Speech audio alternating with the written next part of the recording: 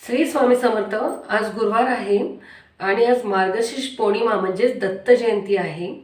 तरी भगवान दत्तात्रय ब्रह्मा विष्णू महेश यांचा आज जन्मदिवस आहे. तसेच श्रीपाद श्रीवल्लभ जे कलियुगातील पहिले पूर्ण अवतार आहेत त्यांचाही जन्मदिवस याच दिवशी मानला जातो.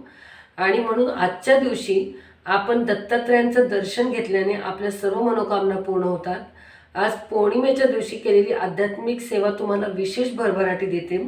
तसेच ज्या लोकांनी गुरुचरित्र पारायण सुरू केलेले आहे त्यांचे पारायणसुद्धा आज दत्त जयंतीच्या दिवशीच संपणार आहे. तरी त्याची ते सांगता किंवा त्याचा उत्सव गुरुचरित्र पारायणाचा उत्सवही ते आज करू शकतात.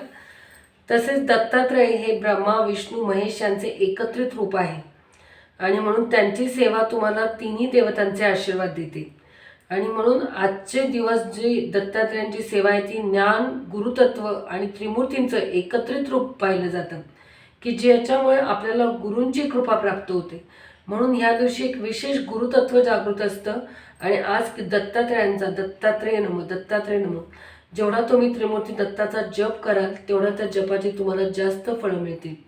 आणि आज दुपारी 12:39ला दत्तात्रयांचा जन्मोत्सव साजरा केला जातो.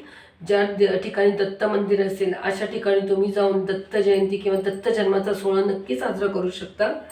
तरी तुम्हाला काही अनुभव असतील, तुमच्याकडे काही वेगळी माहिती असेल तर आम्हाला नक्की सांगा. श्री स्वामी समर्थ.